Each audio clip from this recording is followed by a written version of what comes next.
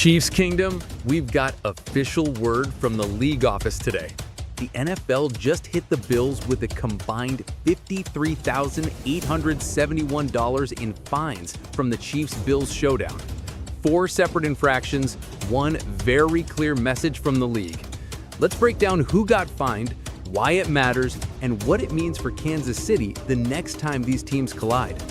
This wasn't a rumor or a whisper, it was public. It was immediate, and it's already pouring gasoline on the hottest rivalry of the AFC. If you watched that game, you felt the edge on every snap. Big hits, bigger emotions, and a celebration that crossed the line in the NFL's eyes. Today, we're unpacking every dollar. We're talking celebration rules, unnecessary roughness, and face mask discipline. And most importantly, how the Chiefs can turn this into an advantage. Because in November and December, discipline is a weapon. The Bills beat the Chiefs 28-21 in a physical, chippy game. It felt like playoff football. It sounded like playoff football. And the league treated it like playoff-level enforcement. The flashpoint? A touchdown celebration flagged as a violent gesture.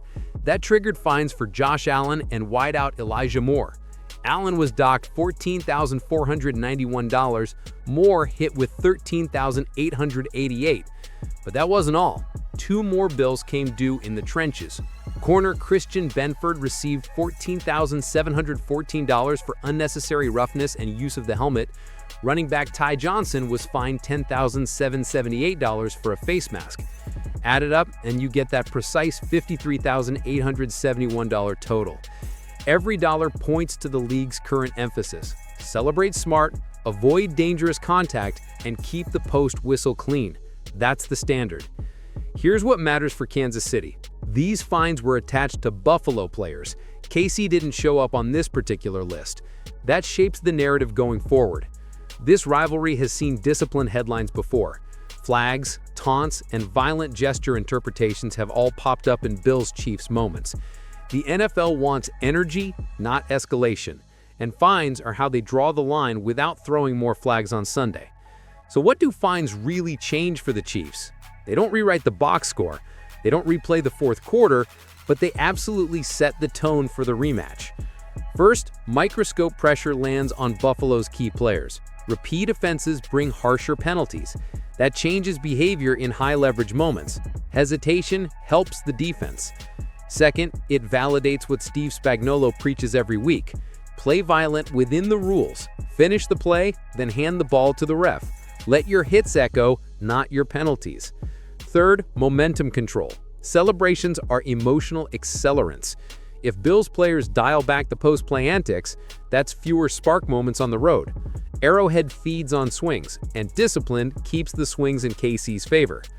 Let's talk situational football. Short yardage, red zone, 2-minute drill. In those windows, emotions run hot. 1 taunt, 1 face mask, and 15 free yards flip the math. That's the difference between Butker range and a punt. That's the difference between 3rd and goal and a forced field goal.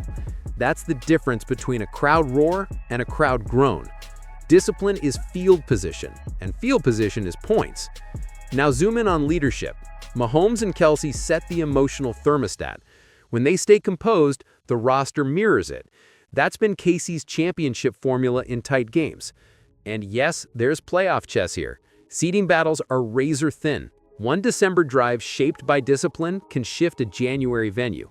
Arrowhead in January? That's the whole ballgame. And finally, coaching tape. Andy Reid will use this.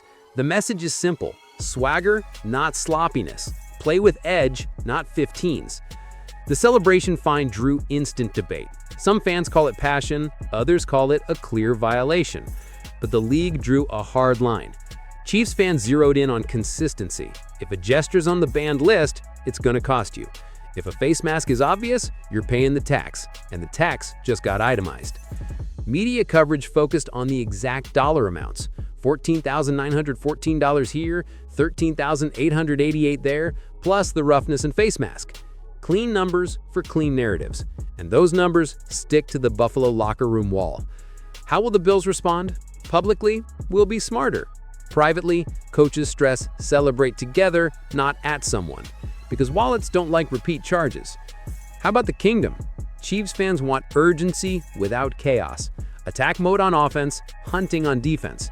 Just cut out the freebies. And of course the memes. Overlay graphics with dollar totals. Cha-ching sound cues on highlights. A rivalry heat meter rising from spicy to inferno. When these teams meet again, the booth will mention it, the cameras will look for it, and players will feel it. That's the hidden impact of a public find sheet. For Spags, this is a green light to crank pressure while preaching control. Hit the quarterback, then disengage. Finish the tackle, then celebrate with your sideline. Make the referee's job easy. For Dave Tube's units, return teams love free 15s, but the real win is not giving them back. No late shoves, no jawing after the whistle. For Mahomes in the offense, it's execution plus composure. Hard counts, quick tempo, and surgical red zone calls. Let Buffalo's frustration be their problem. Let KC's discipline be the solution. This is the part casual viewers miss. Discipline isn't just a penalty stat. It's a psychological tax. The more a rival thinks about lines not to cross, the less free they play. KC's identity thrives when games tighten. 4-minute offense, 2-minute defense, and total control of emotions. That's how the Chiefs close. That's how you win in January, and that's why this find sheet, while not a scoreboard, is still a signal with postseason consequences. Expect national voices to split on the celebration call. Some will argue, let them show emotion. Others will point to the player's safety precedent. Either way, the league will choose consistency over vibes. Chiefs Kingdom should capitalize. Make this a cultural edge. Celebrate the right way. Keep the main thing the main thing. Watch the sideline leaders. Mahomes talking to wide receivers after a score. Kelsey corralling the tight ends after a big first down. Chris Jones pulling guys out of scrums. That's leadership you can see on TV. That's leadership that echoes in the locker room. And that's leadership that wins when margins shrink. The margins are shrinking right now. Here's where the Kingdom lands. The NFL's $53,871 message is crystal. Play hard, play clean, and celebrate smart. For Buffalo, it's a self-scouting checkpoint. For Kansas City, it's a blueprint reminder. Edge without ego, swagger without 15s. The path to a dynastic legacy is thin. One snap, one decision, one after-the-whistle choice. Take the free yards when they're offered. Don't hand them back. Control the emotional temperature.